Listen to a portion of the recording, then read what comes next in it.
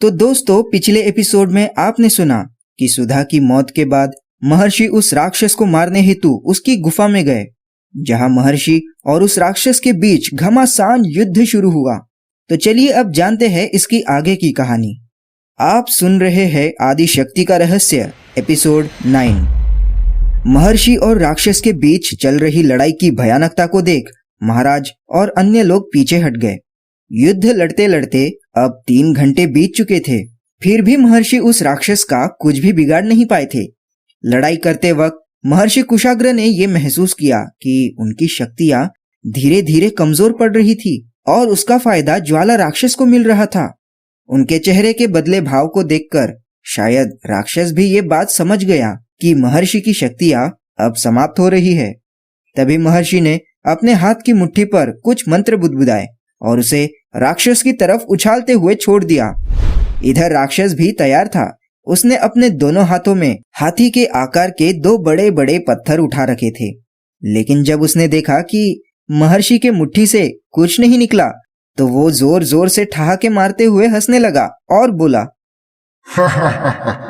महर्षि, मुझे कोई नहीं मार सकता, कोई नहीं, समझे? लेकिन मैं अब तुम सबको यहाँ से जीवित नहीं जाने दूंगा। इतना कहते ही राक्षस ने दोनों पत्थर महर्षि की ओर उछाल दिए। इधर अपनी ओर आते हुए पत्थरों को देखकर महर्षि ने उन पत्थरों को रोकने के लिए उन पर अपनी मंत्र शक्ति का प्रयोग किया। लेकिन ये क्या, महर्षि के मंत्र शक्ति से केवल एक ही पत्थर रुक पाया था। दूसरा पत्थर सीधा उनके ऊपर जा गिरा। अब महर्षि पूरी तरह से उस चट्टान के नीचे फंस चुके थे और तो और वो बुरी तरह घायल भी हो गए थे। इधर राक्षस महर्षि को मारने के लिए उनकी ओर चल पड़ा, लेकिन कुछ कदमों के बाद उसे अचानक तेज नींद आने लगी। अब वो समझा कि असल में जब महर्षि के मुट्ठी से कुछ नहीं निकला था, तब उन्होंने निद्रास्त्र का प्रयोग किया था, जो कि वो नहीं देख पाया था, और उसी के परिणाम स्वरूप नींद उस पर हावी होने लगी थी। लेकिन पूरी तरह से नींद में जाने से पहले राक्षस ने अपनी मायावी शक्ति से एक अदृश्य दीवार अपने और महर्षि के बीच खड़ी कर दी, ताकि कोई भी उसके और राजकुमारी के पास ना पहुंच पाए। दीवार खड़ी करने के बाद राक्षस तुरंत सो गया। इधर राजा ने जब देखा कि राक्षस सो गया है और महर्षि पत्थर के नीचे दबे हुए हैं, तो उन्होंने तुरंत सैनिकों को पत्थर हटाने का आदेश दिया। सैनिकों ने किसी तरह पत्थर को हटाकर महर्षि को रिहा किया। फिर महर्षि उस राक्षस की ओर बढ़ने लगे। महर्षि के साथ नागराज और बाकी लोग भी उस राक्षस के करीब जाने लगे। जैसे ही वो लोग राक्षस के करीब पहुंचते, तभी उन्हें एक जोरदार झटका लगा और वो सभी लोग पीछे की तरफ उछाले गए। ये झटका उन्हें राक्षस ने बनाए उस अदृश्य दीवार को टकराने से लगा था, पर महर्षि कुशाग्र अभी भी वही खड़े थे। सिर्फ वही थे जो इस अदृश्य दीवार को देख पा रहे थे। कराहते हुए स्वर में वो कहने लगे, जितनी जल्दी हो सके सबके सब गुफा से बाहर निकलो, अन्यथा गुफा का मुख्य रास्ता भी बंद हो जाएगा। महर्षि की ये बात सुनते ही सब लोग बाहर की ओर भागने लगे। महर्षि घायल थे, इसीलिए एक सैनिक ने उन्हें अपने कंधे पर उठा रखा था। सभी तेजी से गुफा के मुहाने की तरफ भागने लगे, सिवाय नागराज वासुकी के। उन्हें समझ नहीं आ रहा था कि उन्हें क्या करना चाहिए, क्योंकि उनकी पुत्री राजकुमारी ठीक उनके सामने थी, पर फिर भी वो चाहकर भी उसे नहीं बचा सकते थे। इसी बीच गुफा में हरकत होनी शुरू हुई। पूरी गुफा कांपने लगी थी। तभी महामंत्री ने महाराज का हाथ पकड़ा और लगभग खींचते हुए महाराज को बाहर ले जाने लगे। सब लोग सुरक्षित बाहर निकलने में कामयाब रहे। अब की जब गुफा में सिवाय राक्षस और राजकुमारी के कोई भी नहीं था, तो महर्षि का कथन सच साबित हुआ। गुफा का दरवाजा अपने आप ही बंद हो गया। इधर बाहर आते ही महर्षि को राजवैद्य के पास ले जाया गया। वहां लगातार 5 दिनों तक उनका इलाज हुआ। जब 5वें दिन महर्षि कुशाग्र को होश आया, तो उनके सामने नागराज वासुकी हाथ जोड़े खड़े थे। नागराज वासुकी कुछ बोलते इसके पहले ही महर्षि बोल पड़े, राजन, मुझे क्षमा करे। मैं राजकुमारी को उस राक्षस के कैद से नहीं छुड़ा पाया। गुरुवर, आप ऐसा क्यों कह रहे हो, जबकि आप भी ये बात जानते हो कि उस राक्षस को आपके सिवा और कोई नहीं हरा सकता। गुरुवर, आप ही तो वो तारा हो जिसकी वजह से हमें उम्मीद की एक किरण मिली है। अगर आप ही ऐसा कहोगे तो हम किसकी ओर देखेंगे?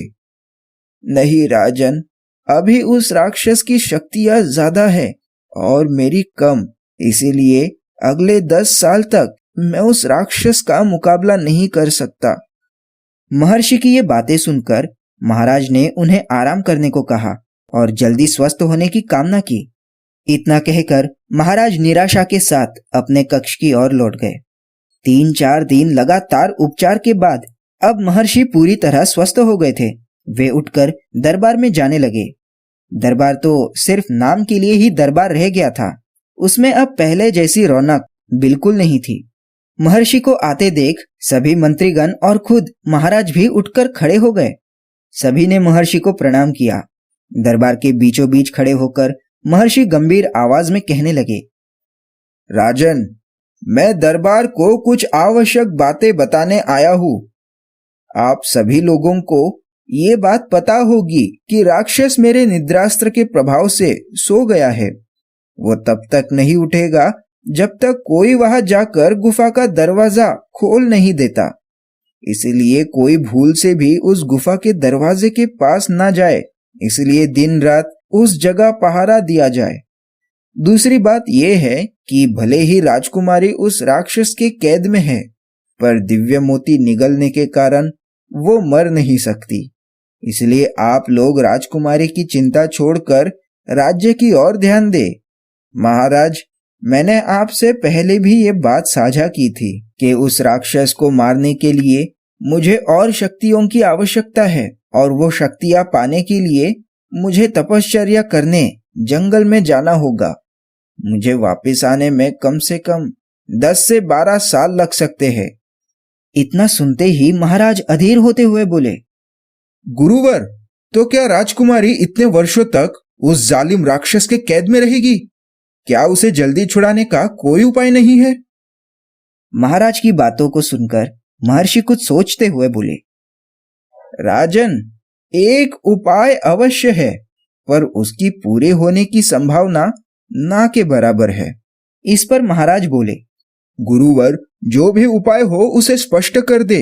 हो सके कोई चमत्कार हो और मेरी पुत्री राक्षस की कैद से छूट जाए। महाराज ने हाथ जोड़ते हुए महर्षि से निवेदन किया। फिर एक गहरी सांस भरकर महर्षि कहने लगे, राजन, मैंने अपने आध्यात्मिक शक्ति से ये जाना है कि केवल मुझे छोड़कर इस नागलोक के किसी भी योद्धा के हाथों उस राक्षस की मृत्यु नहीं होगी।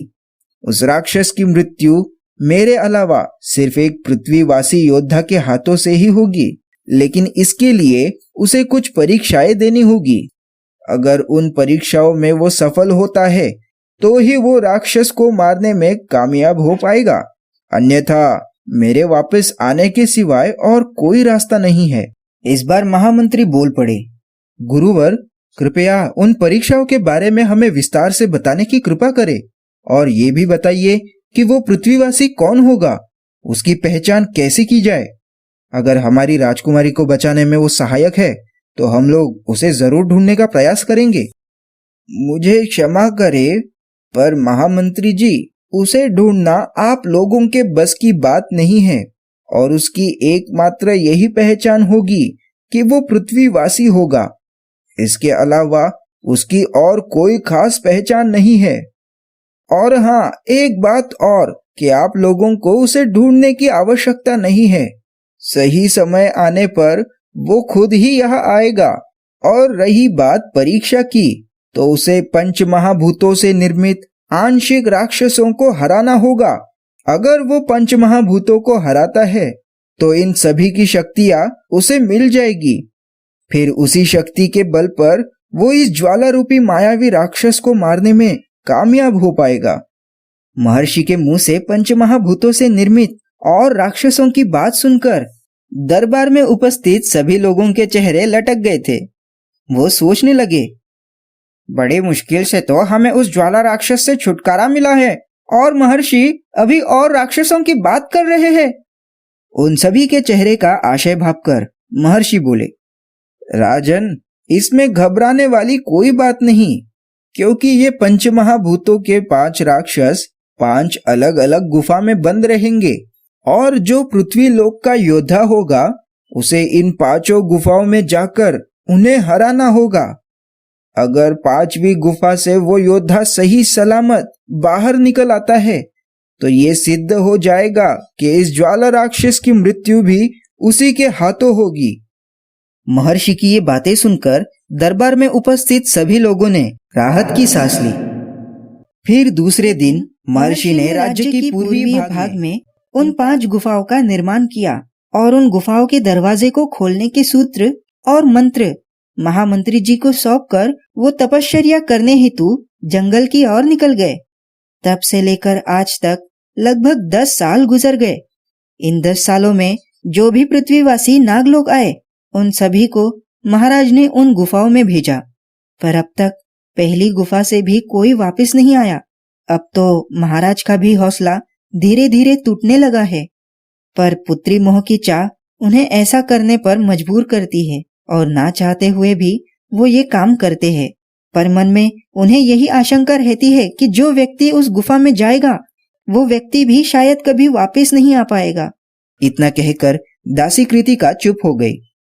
बहन कृतिका, मुझे नहीं मालूम कि गुफा में जाने के बाद मेरा क्या होगा, पर ये पूरी कहानी सुनाने के लिए मैं आपका बहुत आभारी हूँ। कहते हुए रुद्रा के हाथ अपने आप ही जुड़ गए। ये देख कृतिका थोड़ी असहज हो गई। फौरन उठकर उसने रुद्रा के हाथ अपने हाथों में ले लिए और कहने लगी, भैया रुद्रा, इस दासी के सामने हाथ मत जोड़ो। अरे दासी होगी तुम औरों के लिए, मेरे लिए तो तुम मेरी प्यारी बहना कृतिका हो। फिर कुछ सोचकर रुद्रा बोल पड़ा, अच्छा बहना, क्या तुम मुझे महर्षि कुशाग्र का वो आश्रम और शिवालय दिखा सकती हो? ये बात सुनते ही कृतिका ने रुद्रा के हाथ ऐसे छोड़ दिए जैसे उसे बिजली का झटका लग गया हो। तो दोस्तों, महर्षि कुशाग्र के आश्रम का जिक्र होते ही दासी कृतिका इस तरह क्यों चौंक गई? आखिर उसके इस तरह चौंकने का क्या कारण हो सकता है? क्या रुद्रा ने ये सवाल पूछकर बहुत बड़ी भूल कर दी थी?